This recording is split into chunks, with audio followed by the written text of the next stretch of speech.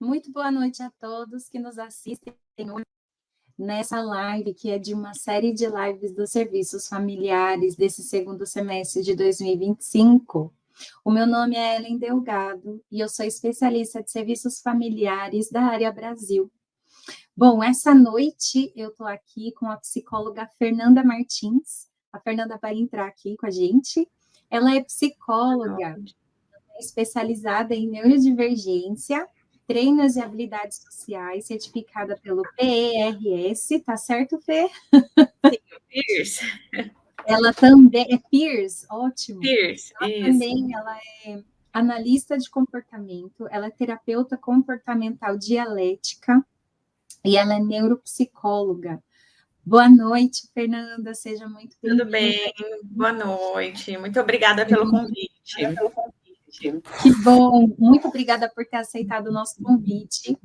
E também hoje nós vamos chamar aqui a irmã Cristiane Araújo Vilaronga. Seja bem-vinda, irmã. Boa noite. Boa noite, boa noite. A irmã Cristiane, ela é membro da Estaca Carapicuíba e eu gostei demais do que a irmã faz. A irmã, ela serve na Estaca como especialista de pessoa com deficiência e ela foi recentemente chamada para o Comitê de Inclusão do FSUAI 2026 da área Brasil. Nossa, que bacana, né? Isso, achei muito legal. Tanto o seu chamado quanto esse momento agora, né, do FSUAI, onde você está conduzindo aí toda essa parte do Comitê de Inclusão da área Brasil toda. Seja muito bem-vinda, irmã. Muito obrigada por aceitar esse convite aqui para nós, tá bom? Obrigada também pela oportunidade. Vai ser fantástico. Então, nós juntas vamos conduzir essa conversa hoje. Então, bom, esse evento, ele é um evento nacional do Departamento de Bem-Estar e Autossuficiência da Igreja de Jesus Cristo dos Santos dos Últimos Dias. E aqueles que gostariam de conhecer mais sobre a nossa organização, sobre a igreja, por favor, apontem os celulares ali para o QR Code que vai aparecer na tela.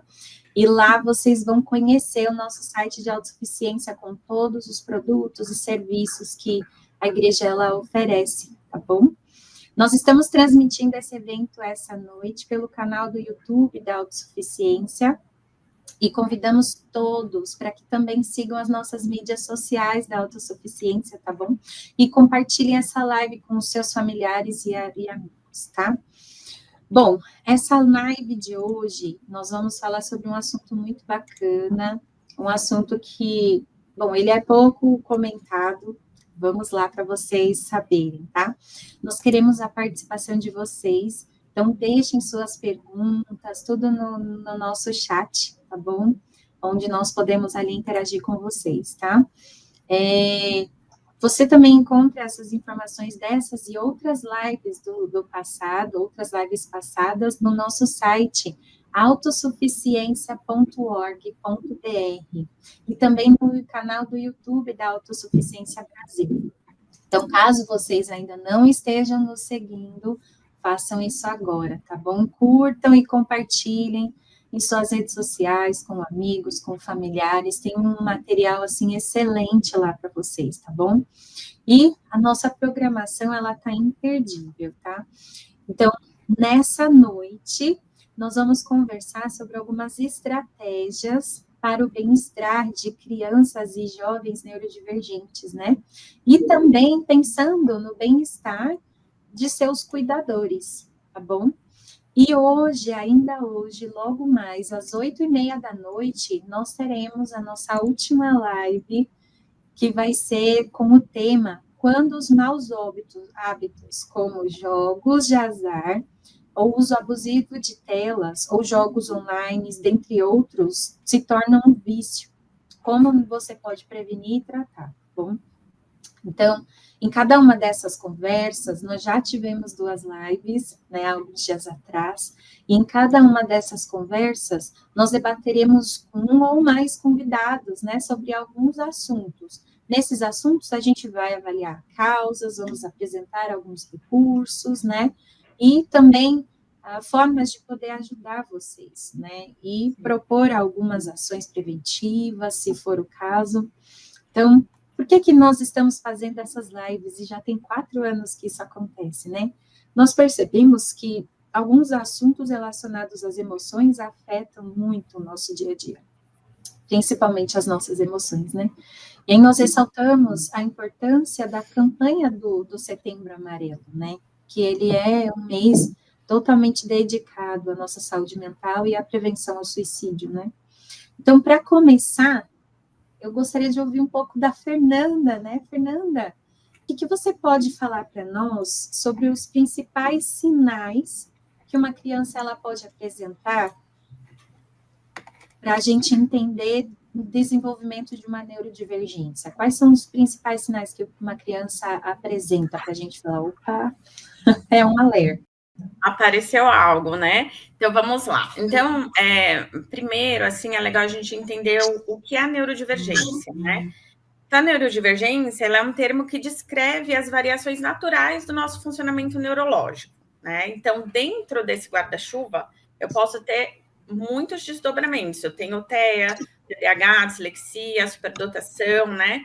Alguns déficits ligados a transtornos de aprendizagem, tudo isso daqui está na neurodivergência.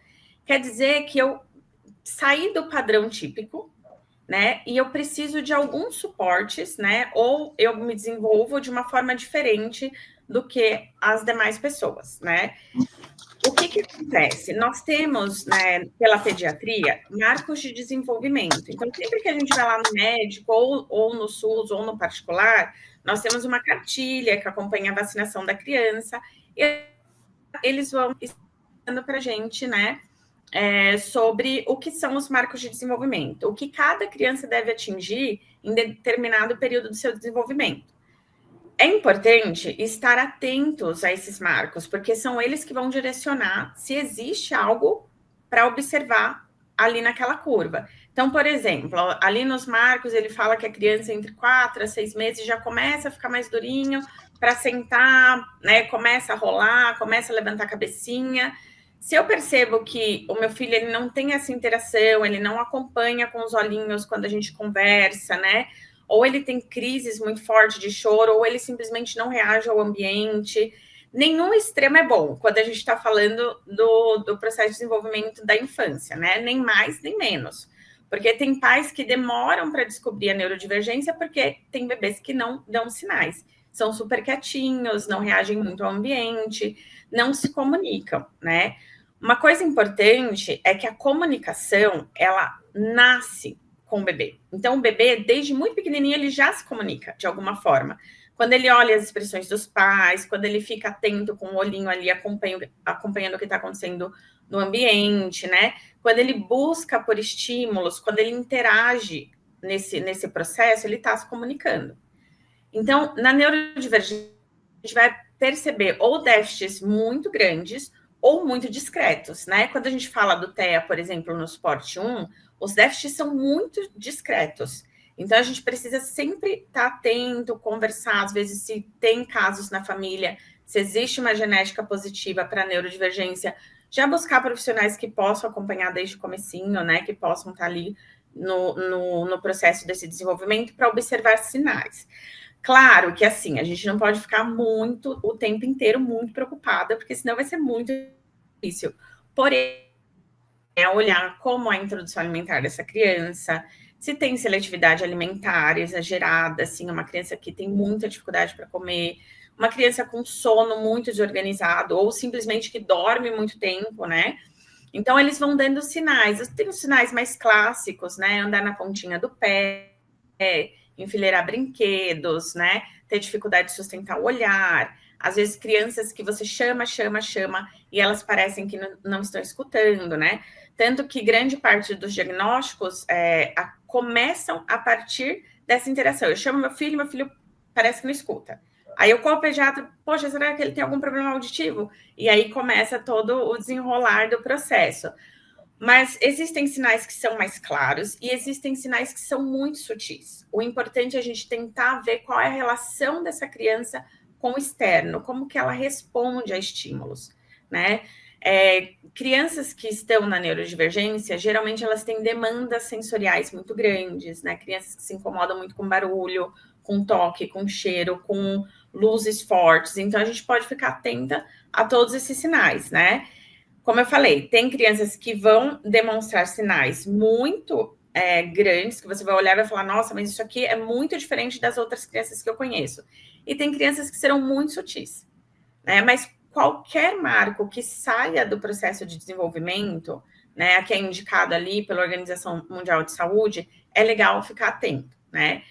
Por quê? Se eu faço uma intervenção precoce, né, durante esse processo, se algo relacionado com o ambiente ou falta de estímulo, essa criança já ganhou, né? Se é algo relacionado a um processo de neurodivergência, essa criança também já ganhou.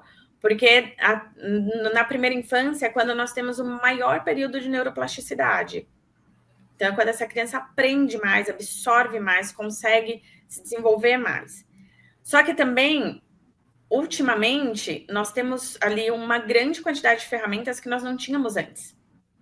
Né? Então, quando as pessoas falam, nossa, mas está dobrando o diagnóstico, hoje todo mundo tem autismo, hoje todo mundo tem TDAH, acontece que, assim, antes nós não tínhamos ferramentas, né? Principalmente para diagnosticar o suporte 1 e o TDAH. Hoje nós temos uma infinidade. Então, tem que aproveitar, pegar bastante informação, conversar com profissionais, né? Os profissionais fornecem muitas coisas legais pelas redes sociais hoje, que dá para a gente ficar atento, porque tempo é fundamental no tratamento e nas intervenções. Então, quanto mais cedo, melhor, né? Tanto para a criança quanto para a família. Nossa, Fê, quanta coisa interessante, né? Eu gostei muito dessa parte quando você fala que a comunicação nasce com a criança, né? Que às vezes as pessoas não entendem, né? As pessoas acham que a criança ela vai desenvolver a comunicação bem mais tarde, quando começa a falar. E não é isso, né? Então, é isso que é legal, né? É ver, perceber a criança. Às vezes a gente escuta muito assim, eu não vou procurar, porque quem procura acha. E é importante achar, né? É muito importante achar para a gente poder cuidar, né? Muito obrigada. Tem mais algumas perguntas, Fê. Muito obrigada vamos aí lá. pela introdução. Vamos lá, tem mais perguntas. Tem muita coisa também que a gente quer ouvir. Tem a Cris aqui que vai dar aquela participação bacana, porque ela vai trazer experiências dela nessa vivência aí, né? Legal. Mas eu quero perguntar mais algumas coisas para você, Fernanda. Sim. Como que a gente pode diferenciar um comportamento típico da infância e um indício da neurodivergência? Porque, assim, as crianças, elas têm as suas estereotipias da criança, né? Sim. E, às vezes, a gente está pensando, deixa ela fazer isso, ela é criança, né? E como que a gente pode diferenciar isso? Certo, vamos lá. Quando a gente fala do suporte 3, por exemplo, boa parte dos comportamentos que aparecem ali, nós vamos conseguir identificar rápido, né? Porque é muito mais clássico. É o que antigamente nós falávamos sobre o autismo clássico, né? Aqueles sinais que todo mundo olha e já fala, nossa, de fato, ele parece que tem autismo, né? Agora, quando a gente fala da neurodivergência, naquela pincelada mais sutil, coisas que nós podemos tentar observar. Primeiro, a questão relacionada à atenção. As crianças típicas, elas conseguem manter foco, né, sem oscilar muito, elas conseguem manter foco em diversas tarefas, né, e elas conseguem dar uma variabilidade ali comportamental muito interessante. Então, são crianças que vão conseguir conduzir 2 brincadeiras ao mesmo tempo, triangular com outras crianças, né, elas vão ter ali percepção do que o outro sente, que é o que a gente chama da teoria da mente, do que o outro pode estar pensando, do que o outro sente. E aí, quando eu olho o componente atenção numa criança atípica, eu já tenho ali, às vezes, um foco mais flutuante, né? Interesses mais específicos, né? Às vezes são crianças que vão se isolar mais para brincar, elas podem até interagir com as outras crianças assim normalmente, mas você percebe que a comunicação não é direta. Ela tem uma quebra ali na comunicação. Às vezes é uma criança que sai brincando sozinha depois que juntou com o grupinho, ou no meio da brincadeira ela desiste, não sustenta esse brincar, né? Ou ela tem dificuldade para lidar com regras e conceitos, e então isso vai comprometendo ali o convívio social da criança. Outra forma de olhar... Você está falando... Eu queria só uma pergunta, assim, que você está falando isso. Um exemplo, assim, né, de uma criança... Tá, você está ali explicando uma coisa para a criança relacionada a um determinado assunto, né? Vamos falar que... A gente está falando sobre português lá. Vamos falar das sílabas e tal. E aí a criança está ali. Aí, de repente, ela fala assim, ô mamãe, a gente vai passear para tal lugar, né? E aí começa a falar de um assunto que não tem nada a ver com aquilo.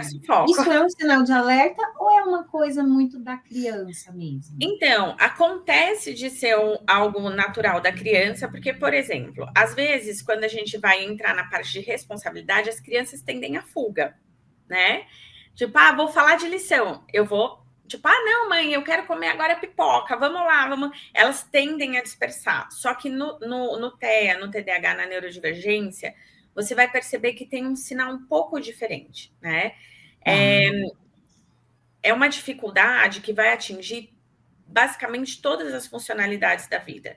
Então, vamos supor, se a criança naquela hora, ela quer passear, ela quer comentar do cachorrinho da amiga que ela encontrou na rua, ela está num comportamento mais de fuga. Agora, uma criança que tem um comprometimento, isso vai acontecer em todos os setores, na escola, em casa, né? A diferença é, por exemplo, às vezes essa criança que você mencionou, o primeiro exemplo, ela vai querer dispersar da tarefa de casa porque ela estava cansada na escola, mas na escola foi tudo bem, ela estudou, ela leu, ela sustentou. Uma criança neurodivergente, ela vai passar o dia com dificuldades, que às vezes são muito sutis, mas na somatória eu tenho um prejuízo grande, né? Essa questão mesma do processo de aprendizagem, que é outra coisa que pode indicar, né, a necessidade ali de uma intervenção.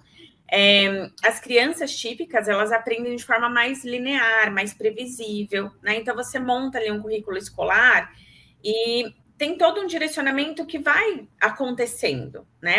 Vai atingindo o marco. Começou a ler no período esperado, né? Consegue montar cubos, quadros, quebra-cabeça, tudo com naturalidade. A criança típica, ela pode aprender de forma não linear. Não quer dizer que ela não vai aprender. Tem crianças que são extremamente inteligentes e se desenvolvem muito bem, mas elas descobrem como elas aprendem. Então, às vezes, elas têm particularidades no processo de aprendizagem, né? Tipo, se eu estiver fazendo a minha lição, apertando alguma coisa na minha mão, eu vou conseguir aprender melhor. Então, elas vão buscando auxílios para aprender, principalmente quando a gente fala do suporte 1 e do suporte 2. Né? No dia a dia, eles começam a perceber como eles podem fazer para se desenvolver melhor. Né?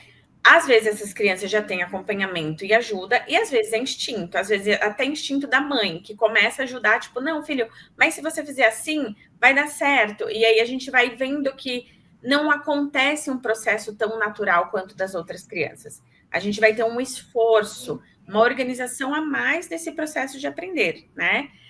A comunicação é outra coisa que a gente tem que olhar desde pequenininho, né? Que é a questão de perceber estilos diferentes de comunicação, ambientes, contato visual, o comportamento não verbal, que é muito comprometido na neurodivergência, né? Inclusive, a gente tem até um transtorno de aprendizagem, parece muito com mas é um transtorno de aprendizagem não verbal, né? Que é quando a criança ela vai ter dificuldade em todo o comportamento não verbal. Expressão facial, movimento do corpo, comunicações mais indiretas. Isso é comprometido. Então, conforme você está com seu filho em algum lugar, você pode ir tentando ver se ele percebe as alterações desse lugar, se ele percebe alterações de humor dos familiares, né? Se ele tem mais de uma paleta de emoções, porque geralmente no TEA a gente tem uma paleta muito pequenininha de emoções, né? Raiva, felicidade, tô alegre, tô triste, né? Testando essa variabilidade emocional, né? Isso também é comunicação. Uma questão muito importante, sensibilidade, né? A questão da sensibilidade. Uma criança que percebe muito estímulo ou não percebe estímulo. Então, a gente tem essa paleta aqui também, né? Reativas a estímulos e crianças que são hiperreativas a estímulos. Os hiperreativos, a gente capta mais rápido, porque é mais natural quando a criança é hiperreativa. Os hipo, às vezes, a gente nem percebe. São crianças que caem, levantam e não sentem que machucou. São crianças que não percebem, muitas vezes, demandas físicas de adoecimento. Tipo, tô com febre, não tô com febre. Preciso fazer xixi, não vou fazer xixi. Tem esse déficit. Isso aqui entra na interocepção, né? Que é a primeira camada do nosso sistema sensorial. Que na neurodivergência, ela é muito prejudicada. Né? Então, na neurodivergência, eu tenho geralmente um déficit de interocepção, sistema vestibular, propriocepção. Isso aqui me impede de viver, às vezes, experiências sociais como as outras crianças. Então, eu estou no parquinho, para as outras crianças é só um parquinho. Para mim, nossa, é um evento muito difícil, porque eu tenho que controlar muitas coisas ali. A areia que entrou no meu sapato, a minha mãe quer colocar um boné, a minha tia quer passar um protetor solar e eu tenho o sistema tátil irritado. Então, é muito difícil. Desde bebezinho, eles têm esse incômodo, né? Eu tenho um vídeo que é super interessante, que mostra um bebê irritado com essa parte do macacão, onde tem uma figura, sabe? O pet do macacão. E é um bebê de 6 meses. E ele tá ali desesperado. Então, ele estava comunicando que aquilo ali não estava bom. Então, a gente percebe muito sutilmente no desenvolvimento das crianças quando tá fora da curva, né? Quando tá, assim, um pouquinho a mais ou menos. E isso é interessante olhar, porque essa criança está em sofrimento, né? Eu tenho um professor que ele falou uma frase muito interessante sobre as crianças que têm hipersensibilidade auditiva, né? Ele usou o exemplo, quando uma criança tem hipersensibilidade auditiva e ela está num lugar muito barulhento, é como se eu tivesse alfinetes espetando o tímpano dessa criança. Então, assim, não é só um incômodo, é uma dor. Isso somatiza em dor. Crianças que têm dores de cabeça, às vezes dores pelo corpo, tá legal a gente olhar, dar uma atenção, né? Fazer ali uma investigação mais direcionada. Tem uma outra questão que eu acho que é interessante também, que é a questão de organização, né? As crianças típicas, elas têm mais facilidade em conseguir planejar, executar tarefas de forma mais regular, né? Na neurodivergência, a gente tem, assim, uma apresentação de dificuldade maior com funções executivas, planejamento, memória de trabalho, né? Vai comprometendo ali o dia a dia daquela criança. Então, às vezes, são crianças que têm dificuldade para organizar o processo escolar, para organizar atividades de vida prática em casa, acordar, conseguir seguir uma rotina, conseguir organizar suas coisas sozinha. Elas vão precisar de um suporte a mais do que as outras crianças, né? E essa questão, assim, de enxergar, de ter uma visão do mundo mais direcionada também, que aí entra, né, o primeiro elemento, que é a percepção do outro, a comunicação não verbal, o que o outro sente, o que o outro espera, essa troca, né? Que aí vai entrar um elemento que é muito fundamental e diferencial no diagnóstico do autismo, que é a cognição social, que é diferente de habilidades sociais. Habilidades, eu aprendo. Cognição, não. Cognição é algo natural, eu sei o que eu estou fazendo. Quando eu entro no ambiente ali, eu sei como me comportar naquele ambiente, eu sei como devolver para aquele ambiente respostas comportamentais adequadas. No TEA, e muitas vezes no TDAH também, você tem uma dificuldade dessa leitura, né? No TDAH a gente tem um déficit de cognição, no TEA a gente tem a ausência da cognição social. Então a gente percebe que a criança tem uma dificuldade nessa adequação de ambiente. Então, por exemplo, eu entrei numa aulinha da primária. E aí, todas as crianças estão sentadinhas ali, mas aquilo ali não faz muito sentido para mim, porque eu estou na primária, eu quero fazer outras coisas ali. Então, ali eu preciso entendendo, junto com a minha líder, junto com as outras crianças, o que a gente vai desenvolvendo. Então, a gente vai sempre dando um suporte para essa criança. Olha, daqui a pouquinho é hora de brincar, daqui a pouquinho a gente vai correr lá fora. Não é uma coisa espontânea, né? A criança típica, espontaneamente, ela já tem esse cenário na cabeça. A criança típica, ela não consegue planejar na mente o que vai acontecer, a menos que ela tenha um treino. Então, a gente vai entrar, a gente vai tomar um café da tarde, a gente vai escutar um hino, depois a gente vai falar as regras de fé e depois a gente passeia, né? Então, precisa dar esse suporte e ir organizando, trabalhando essa questão do planejamento, da organização, da execução de tarefas, tanto vida prática quanto escolar, né? E quanto social. A gente vai dando um suporte. Eu acho que é isso nessa parte. Que maravilha! Nossa, é muita coisa, né? É coisa, assim, que a gente precisa Era bom se a gente tivesse umas 5 horas para falar sobre isso, mas é bastante coisa mesmo, né? E acho que é muito da percepção do cuidador, né? Do pai, da mãe, ali, do responsável, do cuidador dessa criança, né? O notar que tem alguma coisa diferente, né? E aí, assim, agora, pensando na Cris, né? A Cris, ela vivenciou esse momento aí, né, de um diagnóstico dos seus filhinhos. A gente viu um deles ali aparecendo para a gente já conhecer um pouquinho deles, vocês né? Viram? Então, a gente viu curioso, ele dando... Dá um oi para você. Olha só. Mas foi bom, foi bom. Cris, assim, né, uma coisa...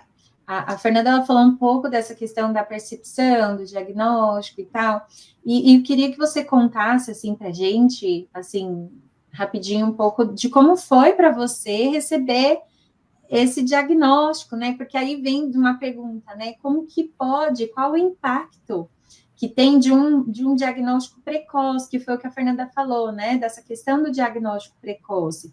Qual foi o impacto do diagnóstico e dele ter sido de uma forma, né, mais lá atrás, mais precoce para você? Conta um pouco para nós isso. Olha, o meu filho mais velho tem 19 anos, né? E o meu mais novo, 14. Então, há 17 anos atrás, qual informação a gente tinha sobre autismo? Exatamente. Quase nada, nada. Para você achar um especialista, um terapeuta, nada. Difícil. E essa época eu trabalhava como professora e observando, né? Eu já observava alguns comportamentos dele, eu via que era totalmente diferente das crianças da escola.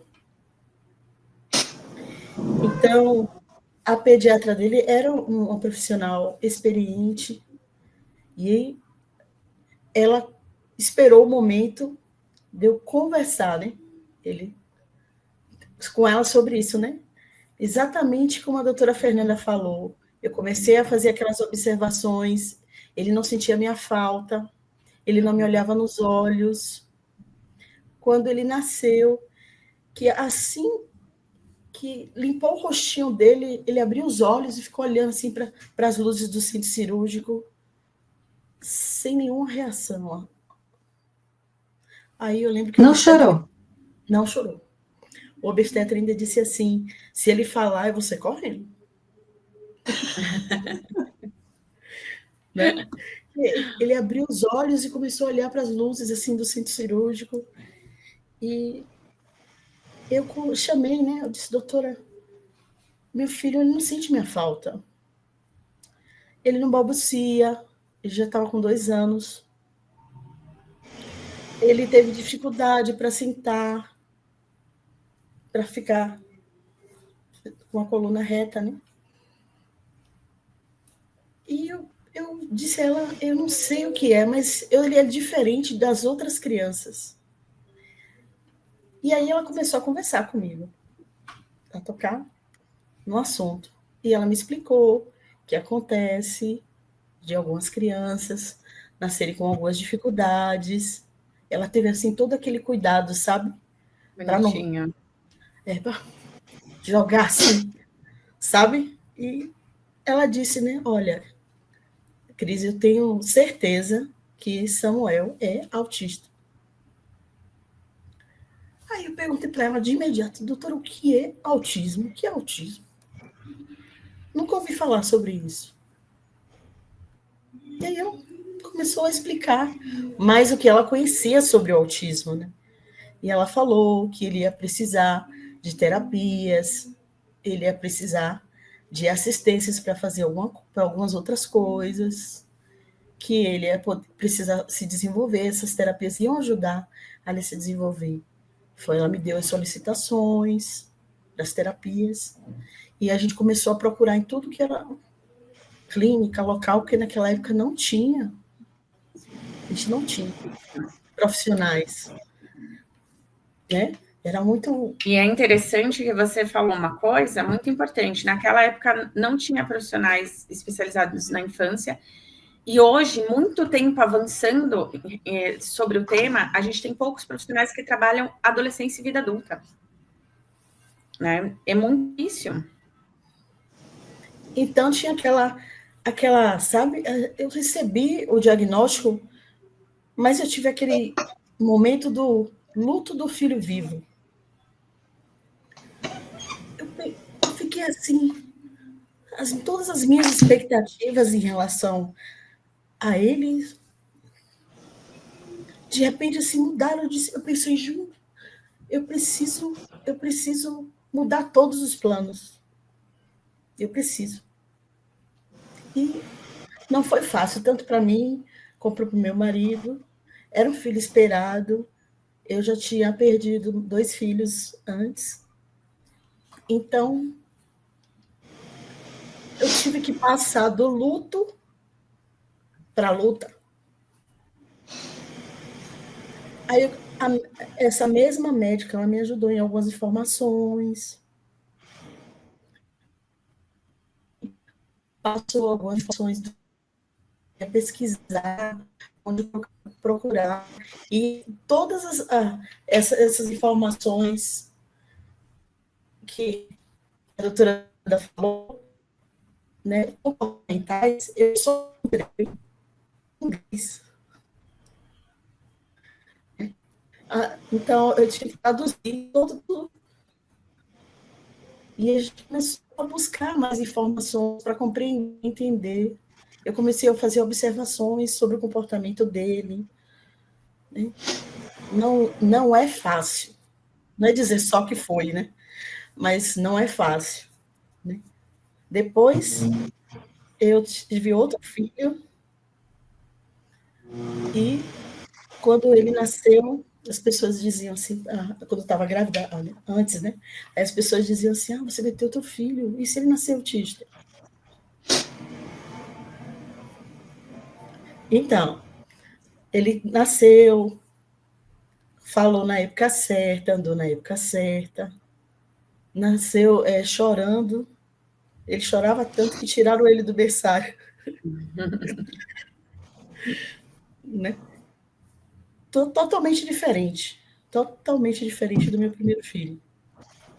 Mas ele começou a apresentar estereotipias. E eu comecei a perceber. Eu observava meu filho mais velho, Samuel, e também comecei a observar o Samir. Aí eu levei ele para o neurologista para fazer uma avaliação. Já nessa época, a gente já podia ter o neurologista para fazer essa avaliação. Né? E os neurologistas diziam assim para mim, ele está imitando o irmão, ele não tem referência. Mais um, ia procurar mais um. Eu não desisti. Até que eu encontrei um neurologista que concordou comigo. E ele disse, né? Olha, quem sou eu para dizer para a senhora, né? Se a senhora observou, se a senhora olhou, eu vou dar sim as solicitações para fazer. Só que eu perdi 3 anos. 3 anos. Preciosos, né? Sim. Porque é muito difícil o diagnóstico do suporte 1, né? É muito difícil, E nas mulheres ainda é mais difícil, porque a gente tem um movimento de masking muito grande. Mas não quer dizer que quando não está ali de forma sutil, não está ali, né? E a gente tem que quebrar o tabu sobre o suporte 1, porque nós temos uma infinidade de pessoas, né, com dificuldades práticas no dia a dia que são ignoradas. Né? Mães que enxergam claramente os sintomas nos filhos, apresentação de um funcionamento, e são ignoradas, né? E isso é muito difícil. Tem famílias assim que eu fiz diagnósticos de famílias que as crianças andaram a primeira infância inteira na pontinha do pé. Só que porque elas tinham uma certa funcionalidade assim social, habilidades sociais, eram crianças extrovertidas, porque nem todo autista é introvertido, né? Eles gostam de conversar, interagir, abraçar, nem todos. É um espectro, por isso que cai autista leve, moderado, severo e Asperger. não dá para classificar o espectro, cada um funciona de um jeito dentro da neurodivergência. Mas o que nós temos que olhar é o quanto esse funcionamento traz de prejuízo prático no dia a dia. Né? Aqui mora o diagnóstico. É quando as minhas dificuldades, elas interferem no meu desenvolvimento. Né? Então, assim, é quando um adolescente fala, poxa, eu não consigo fazer amigos.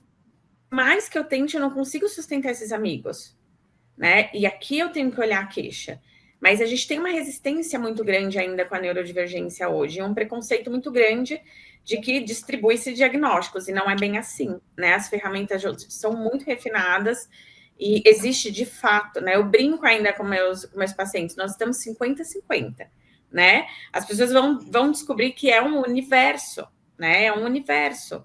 E quanto mais a gente conhece, menos preconceito a gente tem, porque a gente entende o funcionamento como um funcionamento, né? E não como uma perda, um defeito, é incapaz, de forma alguma. Como eu estava falando, né, sobre os profissionais que atendem adolescentes e adultos, é muito difícil achar. Quando eu comecei a trabalhar na área, eu comecei a trabalhar com crianças, só que essas crianças cresceram e viraram adolescentes. E eu não tinha para quem encaminhar, né? Eu falei no começo sobre o programa Peers. O Peers é um programa que ele foi criado numa universidade americana para ensinar habilidades sociais para os jovens e adultos, né? E a gente não tem muitos programas no Brasil sobre habilidades sociais, né? A gente não discute muito isso. Então, são jovens e adultos que ficam com déficit no mercado de trabalho, que têm dificuldades com relacionamentos, porque às vezes eles não entendem, e demanda sensorial não acaba na infância, né? Ela segue, porque é um funcionamento. Eu sempre falo que as mães são os melhores médicos, os melhores psicólogos, né? A gente Verdade. Se você tem ali as informações das mães, você tem um processo completamente diferente, né? Muitas informações que as mães passam, que elas percebem, são coisas valiosíssimas quando você sente e escuta, né? E é um prejuízo que deixa de acontecer. Né? Então, porque quando você chega e fala, olha, eu estou percebendo alguma coisa no meu filho, e foi muito legal que você não desistiu, você foi, vou para outro profissional, vou para outro, até eu encontrar alguém que entenda o meu discurso, porque isso é muito importante, né? E é isso que eu falo com as famílias, a gente tem que se informar a ponto da gente brigar com o médico, né? É isso que faz tratamento. Tipo, então, eu brinco, quando eu faço avaliação neuropsicológica, eu falo, ó, a gente vai se informar nessa avaliação a ponto de você questionar o que o médico está te falando. É aqui que a gente constrói diagnóstico. Então, que bom que você não desistiu e que você continuou. Sim, não foi fácil, né? E não é fácil, né? Uma coisa importante, doutora, que você falou, é que quando você conhece um autista, você conhece um autista. Eles são únicos. Exatamente. E assim, eu fico muito, muito triste, né? Porque eu trabalho com adolescentes e quando a gente vai na escola, a gente percebe uma solidão muito grande, uma falta de inclusão, né? E assim, eu vejo pelas pessoas que eu atendo, elas são fantásticas. E a gente levanta todos os dias brigando contra o mundo. Né? Então, assim, já teve sessões de eu falar, olha, se o mundo não está percebendo quem você é, você vai ter que acreditar na sua terapeuta por um tempo, né? Até que as pessoas percebam quem você é, né? Porque eles acabam se isolando na adolescência, acabam desistindo de fazer amizade, né? Perdem muito do social. A pandemia foi catastrófica, né? Para as pessoas com neurodivergência, porque trouxe ali um déficit maior do que nós já tínhamos, né? Nos processos, muitos adultos com TEA foram diagnosticados no pós-pandemia, porque eu aprendi o comportamento de socialização. A pandemia mostrou para o meu cérebro que era confortável não ter esse comportamento, e eu perdi habilidades. Então, assim, na neurodivergência, a gente perde habilidades. Então, por isso a terapia é tão importante, as instruções que nós vamos fazendo com a família, porque, infelizmente, quando a gente fala de inclusão, quando a gente fala da parte social, a gente tem muito, muito prejuízo ainda, muito. E é muito triste, né? Porque é um universo muito gostoso de conhecer, né? São pessoas muito legais, assim. Eu brinco que tem sessão que eu morro de dar risada, né? Tem sessão que eu aprendo várias coisas novas, né? Como informações. Tem pacientes meus que conhecem coisas assim, um nível que, tipo, você fala, meu, eu não vou comprar um telefone se eu não consultar com ele, porque eu sei que ele é especialista nisso, né? Então, assim, é aproveitar o que a neurodivergência tem de potência. E isso eu converso muito com meus pacientes. Eu falo, ó, a gente vai entrar aqui, a gente não vai falar só de sintoma, a gente vai falar de potência, né? A gente vai falar do que você sabe fazer muito bem e de quem você é, né? Porque eu quero que você saia daqui acreditando em você, acreditando que você vai ter uma vida independente, acreditando que você vai conseguir se desenvolver e sem escutar o que o mundo está te falando, né? Não é um transtorno incapacitante. A gente desenvolve, a gente aprende habilidades, a gente consegue. Então, estamos juntos nesse universo. Tem a superdotação, que é uma delícia, né? E a dupla excepcionalidade, que também acontece muito, né? Então, é um universo muito gostoso de conhecer, de explorar, e é uma pena que as pessoas fiquem presas a mais do mesmo, né? É difícil, nossa, ouvindo vocês aqui, eu queria ficar só ouvindo vocês falarem, e é real, assim, muitas coisas. E pensando, assim, agora ouvindo Cris, nessa situação, né, de você ter o seu filho, ter toda essa dificuldade do diagnóstico, principalmente há 17 anos atrás, né, porque ainda é muito novo, né, Fê? Se a gente vê, ainda tem muitos estudos, ainda tem muita descoberta para falar sobre a neurodivergência, né, sobre todas as áreas da neurodivergência. E agora, assim, você teve o seu primeiro filho, né, já teve toda aquela carga, o luto que você traz, né, toda aquela carga afetiva e emocional que foi, assim, forte para você, e agora chega o Samir e você começa a notar, opa, que é uma coisa, assim, Fernando, você falou perfeito, assim, os melhores médicos são as mães, né, por isso que a Cris está aqui, a melhor médica está aqui, que é a Cris. E aí, Cris, você traz, assim, de novo, né, tudo outra vez, vou atrás, né, vou brigar com os médicos, olha, eu sei o que eu tô vendo, eu conheço meu filho e tudo mais. E aí inicia-se toda essa rotina, toda essa sobrecarga, que acaba sendo uma sobrecarga muito estressante para você, né, porque aí você tem toda aquela questão que você está tendo que adaptar tudo na sua casa, você está tendo que readaptar e mudar a rota na sua vida, você e seu esposo, né? Como, Cris, que você pode trazer para as pessoas que estão assistindo a gente nessa noite, assim, de estratégias, de dicas que você pode trazer para esses pais, para esses cuidadores dessas crianças, desses jovens e também das pessoas, dos familiares desses adultos também? Que estratégias você pode trazer para reduzir a sobrecarga de estresse que esses cuidadores têm? O que você faz para reduzir a sua sobrecarga de estresse? Autocuidado, né?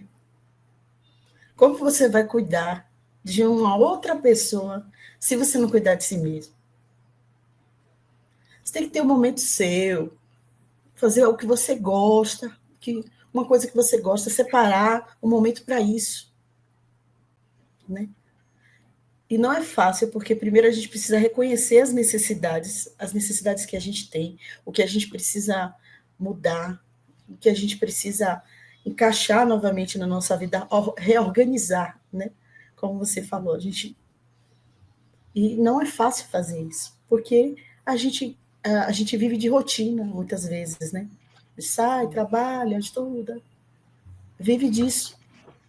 Mas reorganizar. A gente começou a conversar sobre isso, como a gente deveria, né?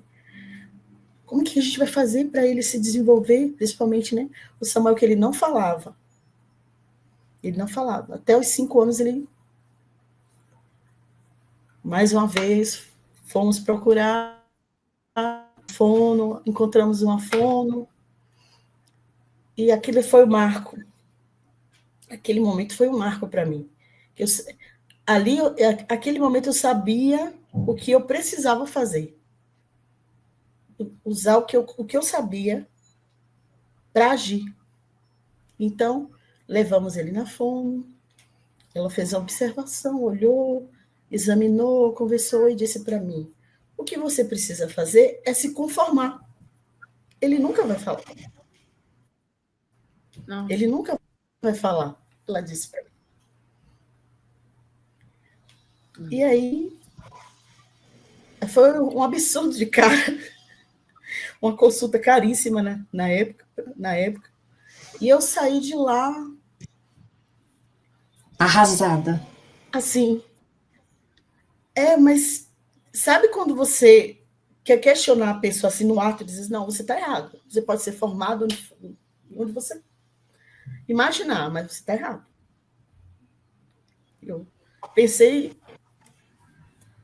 Naquele momento eu pensei nisso. E nós saímos e nós procuramos outro profissional, fomos atrás, pesquisamos e encontramos.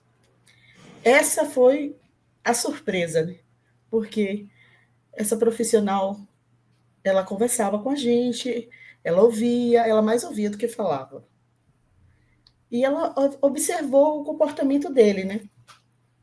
Aí ela disse para mim, Cris, Samuel tem linguagem, sim.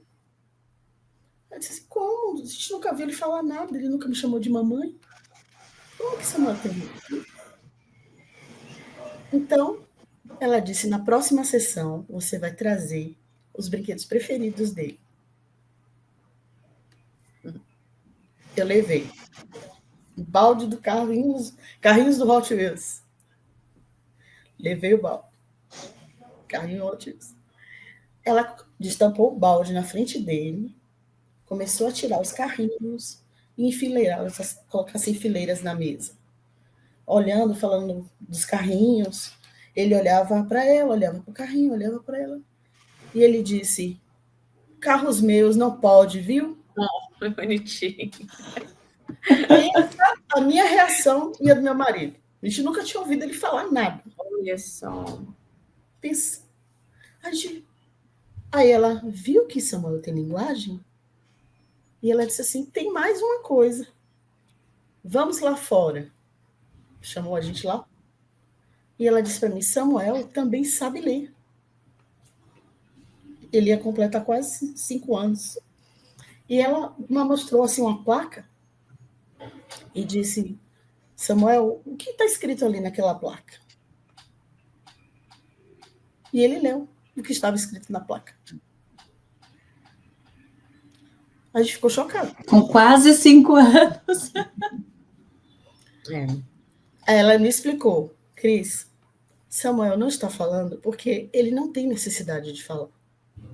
Ele está no ambiente dele seguro, com os pais. Ele faz e você vai lá e pega.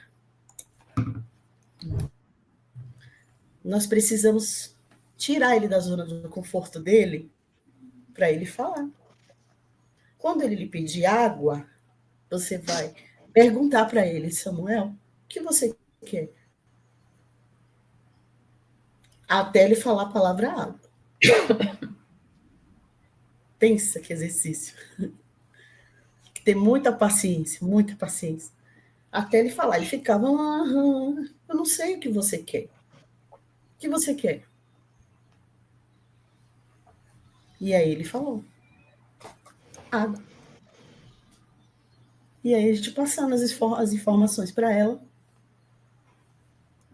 Já é totalmente diferente com o Sami, que Sami parece que ele fala só o extremo, só o necessário, sabe? Mas ele é assim, como a professora dele perguntou para ele, ele fez uma cirurgia, voltou para a escola, Sami, eu senti muito a sua falta. E ele respondeu, ninguém sente mais falta de mim do que eu. Muito bem. Muito bom. Né? Sim. Totalmente diferentes, né? Total. Totalmente diferente, sim. Mas é interessante, né? É um universo muito interessante, né? E assim, você vê a diferença profissional no caminho, né? As ferramentas certas, né? Continuar buscando. Eu acho que isso é um diferencial para desdobrar um tratamento adequado. Porque o tratamento ele precisa ser adequado em todas as esferas. Financeira, porque a gente não pode adoecer uma família financeiramente, né? Tem que ser adequado na comunicação entre terapeuta e família. Precisa ter um laço. Porque todos vão trabalhar juntos ali pelo bem maior, né? Precisa ter uma boa comunicação entre terapeuta e paciente, né? Porque o vínculo é o que dobra. É o vínculo que desdobra tudo, principalmente adolescência e vida adulta. A gente precisa criar um vínculo, uma confiança, né? Ter ali aquele estabelecer de tipo, eu tenho meu lugar seguro na terapia, eu tenho meu lugar seguro na minha família.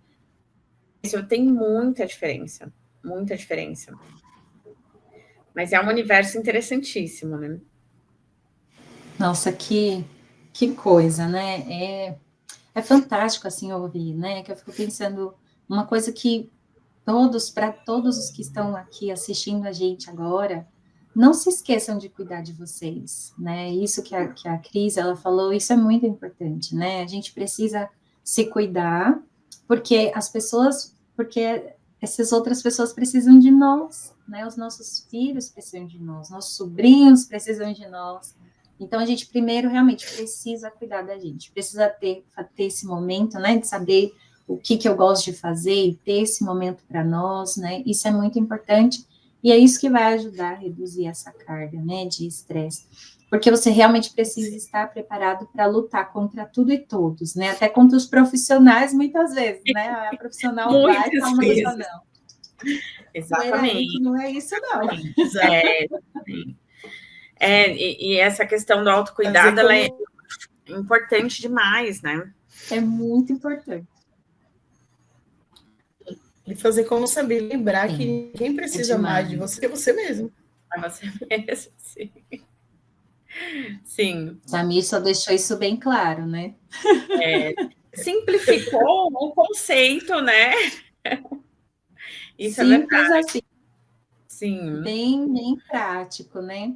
E aí, assim, Cris, para saber mais um pouco, assim, que acho que são perguntas que talvez as pessoas que tenham seus filhos com neurodivergência ou que estão ali no caminho de encontrar um diagnóstico, ainda não sabe o que está acontecendo, né? Tá vendo, tá notando diferenças, né? Porque tem muitos pais também que às vezes sente um pouco desse medo justo de sentir o que você sentiu dessa questão do luto, né? Você nota algumas coisas diferentes no seu filho, mas aí você fica, não, eu não vou ficar diagnosticando. Às vezes tem muitos pais que têm medo de rotular os filhos, né? Eu não vou falar nada porque eu vou estar rotulando meu filho. E não é isso, né? Realmente é a busca do cuidado, né? E aí, Cris, como que você fez, assim, dando uma dica para o pessoal que está assistindo agora a gente, né?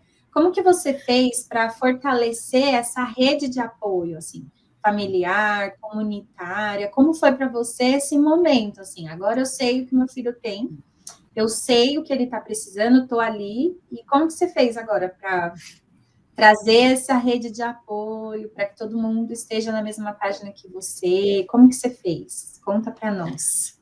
O que foi mais importante, além da gente entender, compreender um pouco do que era o autismo, é tentar passar essa informação para os nossos familiares, para os nossos amigos, pessoas que eram... E interessante que isso é justamente o que muitas pessoas não querem fazer. Muitos pais não querem, porque eles não querem ser julgados, eles não querem ser cobrados, né? Eles se sentem assim, solitários, muitas vezes, e é solitário. Porque ele vai enfrentar com situações que ele nem imagina, assim, no início, né? Ele não tem compreensão. E ele precisa tentar se informar. Aconteceu que um casal que a gente conhecia, eu conversei, né, com a esposa e ela me deu um livro de presente, né? esse livro é O Mundo Singular, que fala sobre o autismo. Que, para me ajudar, quando ela percebeu, assim, que eu precisava de mais informações, que eu questionei, né? Eu disse, poxa, eu não tenho muita informação sobre isso, mas ela tinha um conhecimento, mas ela teve um cuidado muito especial de não julgar, sabe? De não chegar assim, não, seu filho vai sofrer isso, vai sofrer aquilo. Basicamente, ela me deu o livro. Ela me deu o livro e ela disse assim, eu gostaria que você lesse esse livro para que você pudesse aprender, ter mais informações. E eu aprendi com aquele livro, eu aprendi a ter mais informações, a saber como lidar com algumas situações, a entender que eu não era mãe geladeira, como muitas diziam, né? Ainda tinha isso, né? Porque você não... Explica pra gente o que é essa mãe geladeira. O que é isso? Né? Então, alguns estudos, né, diziam que, de alguns especialistas, como eles não sabiam classificar o autismo, diziam que era a falta de amor materno. Esse, né, foi um conceito da psicanálise, né? A psicanálise levantou essa questão das mães geladeiras, né? Porque eles acreditavam que a falta de afeto é que produzia o rompimento, né? Porque o autismo, por muito tempo, foi olhado como uma psicose, né? Como esquizofrenia infantil, né? Então, ele teve um desdobramento difícil. E aí, a culpa era da mãe, né? Exatamente. E evoluindo nos estudos, a gente sabe que não tem nenhuma relação, né? Uma relação. Exatamente. Então, eu colhi informações, eu procurei entender também as necessidades dos meus filhos e lembrar de que eu tinha a minha vida, meu marido também tinha a vida dele, e que a gente não podia se concentrar no preconceito, no que as pessoas achavam. A gente não tinha que se concentrar nisso.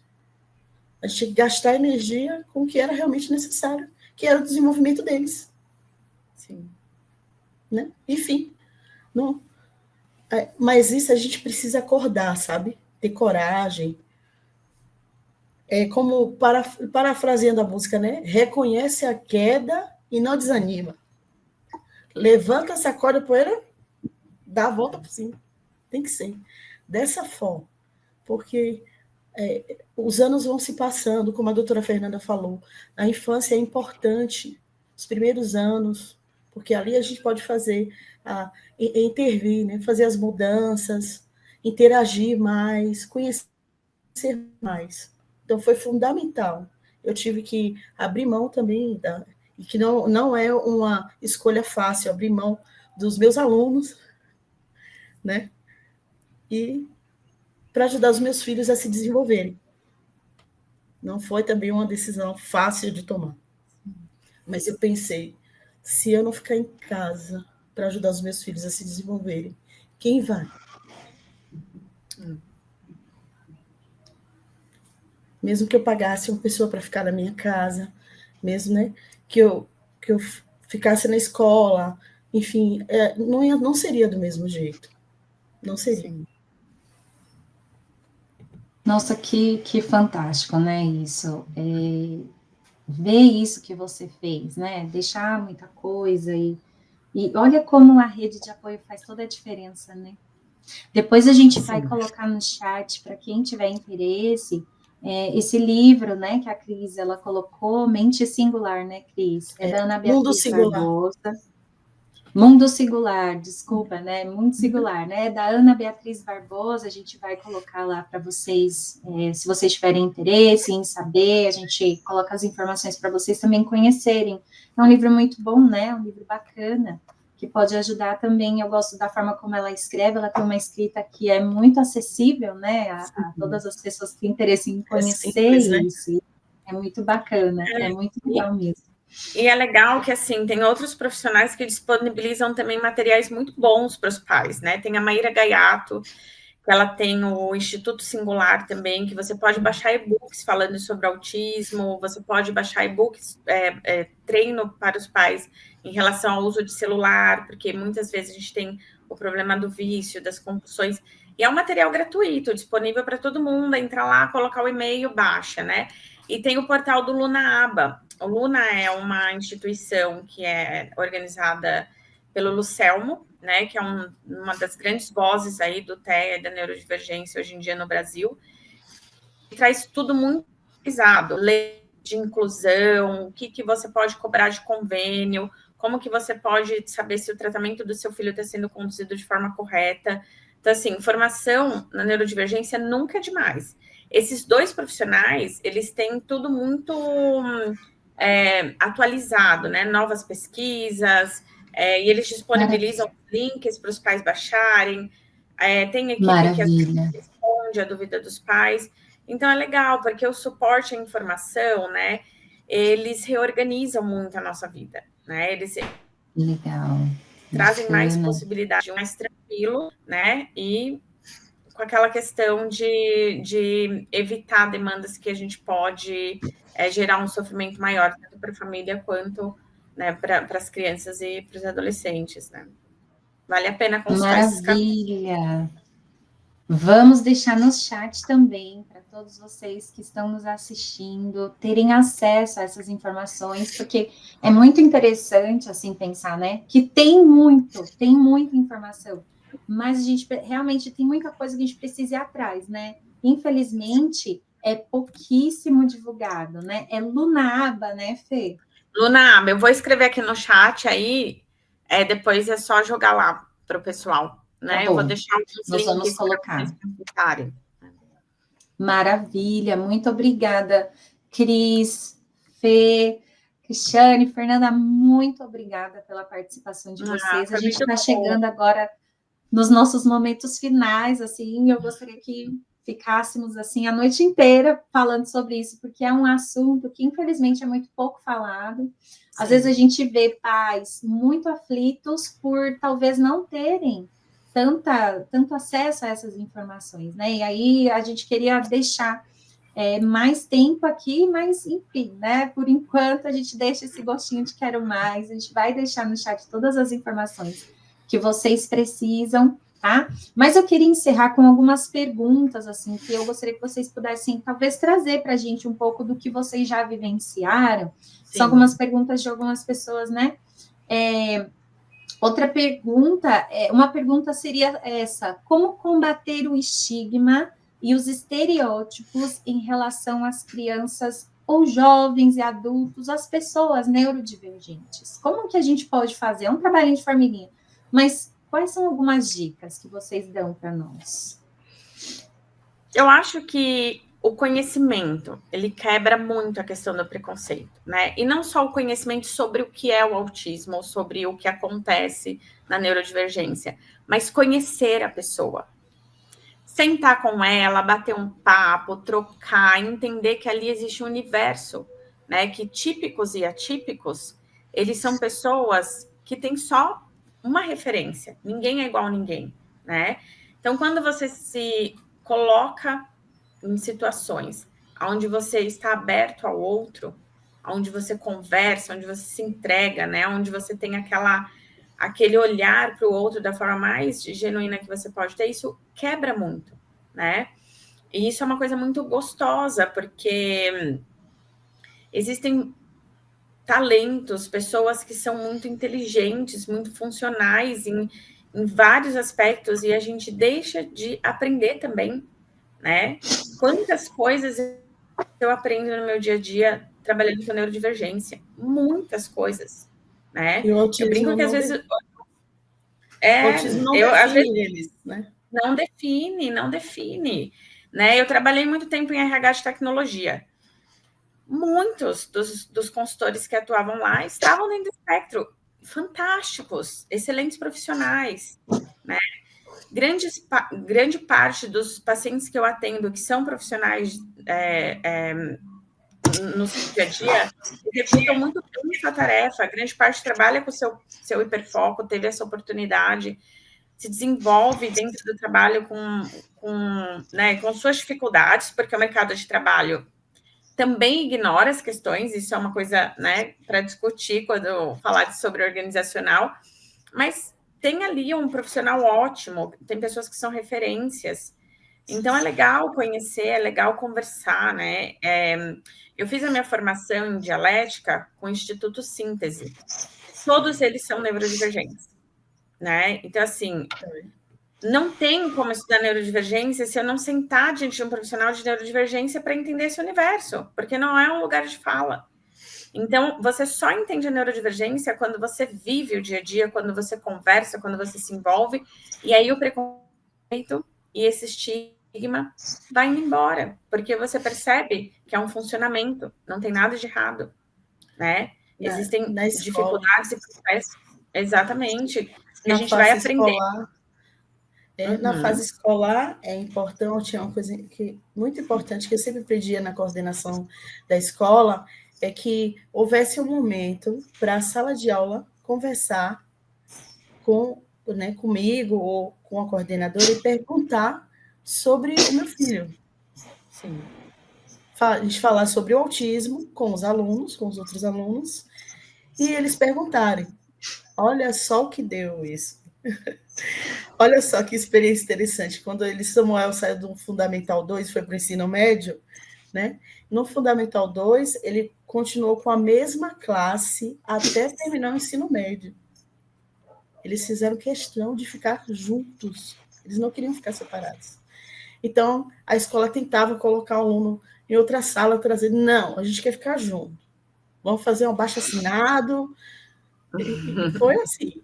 Que delícia! Eles perguntaram para mim, o que Samuel não gosta? O que Samuel gosta? Eu explicava para eles, a gente conversava sobre isso, né? E eram essas pequenas... E eles sabiam também quando Samuel estava irritado, sem falar nada. Eles ligavam para mim e diziam, tia, por que ele está irritado hoje? Ele está assim no cantinho, ele está irritado. Eles fizeram de tudo para envolvê-lo, sabe? Acolhê-lo. E interessante nisso que até a formatura, né, deles foi inclusiva, porque tinha aquela formatura que ia ser luzes, música alta, né? Que legal. Então, eles fizeram uma festinha à parte, do jeito que Samuel pudesse participar.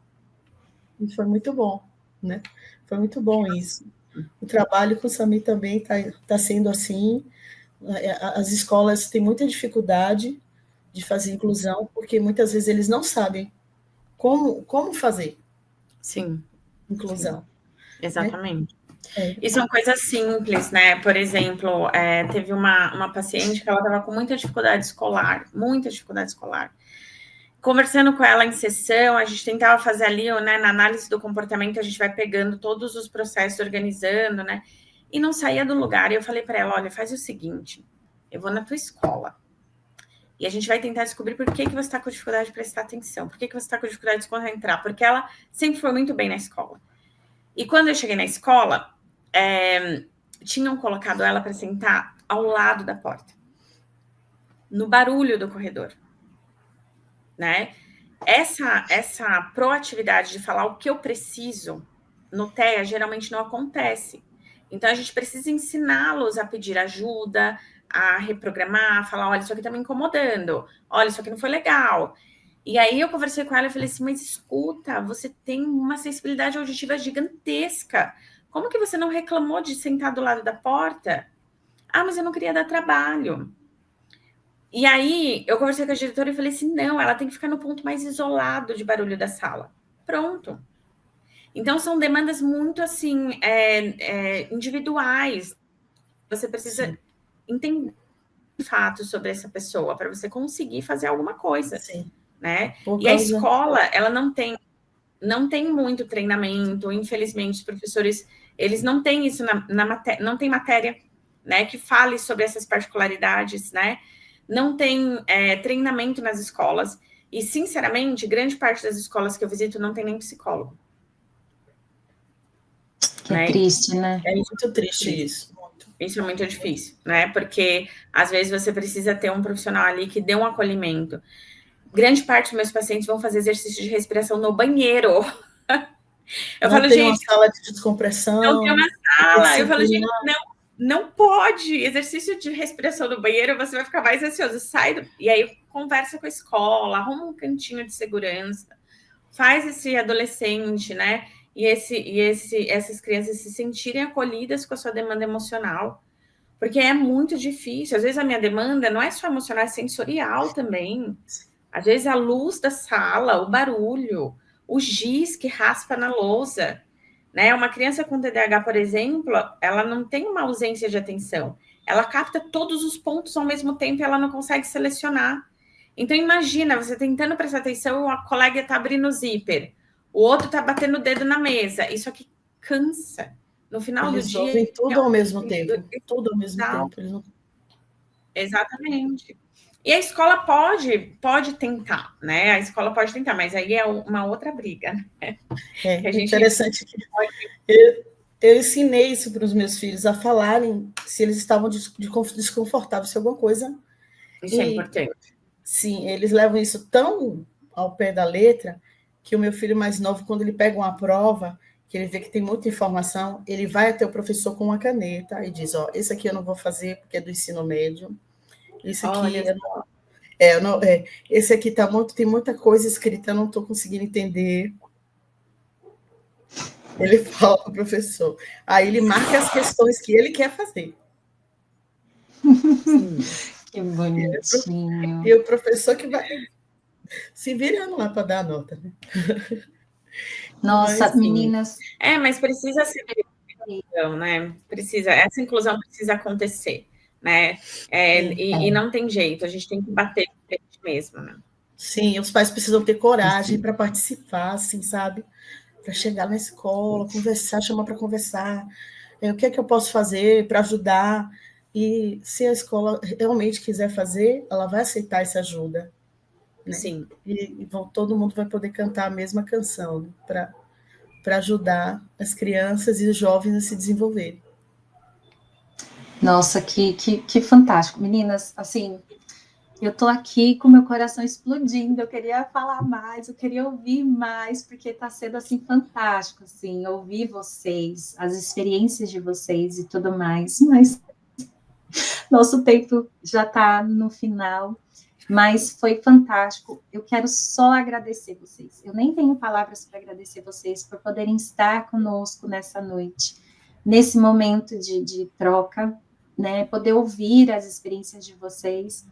Acho que vocês trouxeram muito dessa questão do quão é solitário, né? Para muitas famílias isso, mas como vocês também trouxeram, vocês não precisam estar sozinhos. Então, essa é uma mensagem para todos os que estão aqui conosco.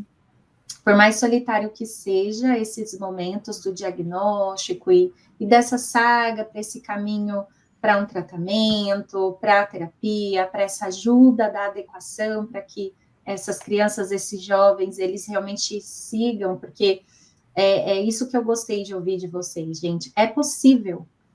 Eles têm futuro, eles podem ser profissionais, eles podem trabalhar. Samuel, né, o filho da Cris, ele é missionário de serviço, olha que delícia, ele pode servir, né, e existem vários outros, como a Fernanda trouxe, ali na área da tecnologia. Em todas as áreas nós vamos ver profissionais que têm as suas questões neurodivergentes e que conseguem viver, né, e isso é muito bom, saber que há uma luz aí, quando a gente pensa que tudo está no fim, ainda tem uma luz.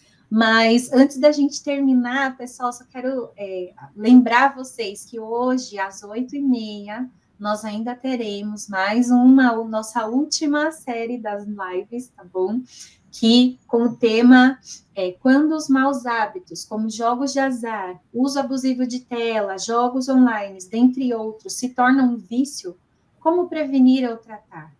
Então, é um tema também que tem sido, assim, ainda tem trazido muita dor, muitas dúvidas, né? Essa questão de vícios em todos os sentidos, né? Os maus hábitos.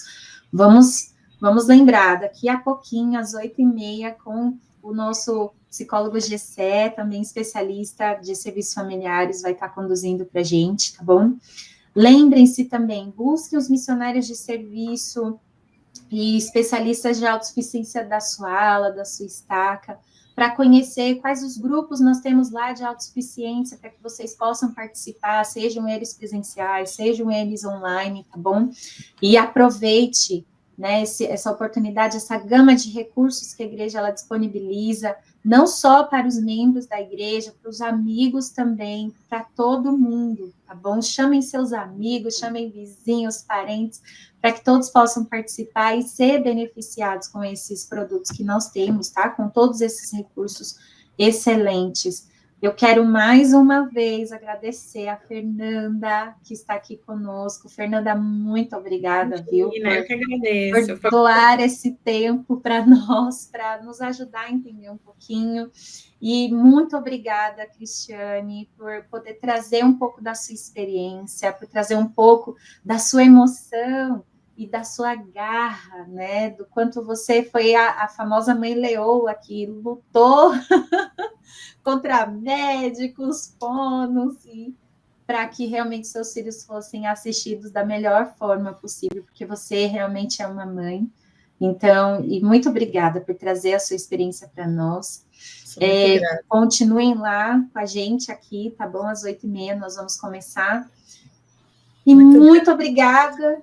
Muito obrigada mesmo. Foi muito importante para mim. Acho que poucos pais, eles têm voz. Sim. E muitas vezes, não, eles têm até voz, mas eles não têm coragem.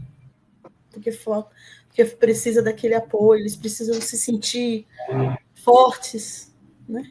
Precisam se sentir fortes.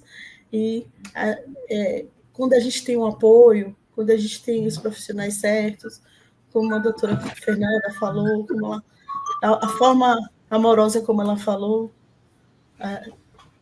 é mais fácil, né? Fica um pouco mais fácil, né? E a gente consegue dizer sim, eu consigo sim, né? Vamos todos juntos. Muito Obrigada bom. pela oportunidade. Garotos de sorte com essa mamãe, né? Verdade, garotos de sorte. Muito obrigada. Boa noite a todos. Fiquem aí. Obrigada, gente. Às 8h30 nós teremos a nossa próxima live. Tchau, tchau. Tchau. Tchau, boa noite.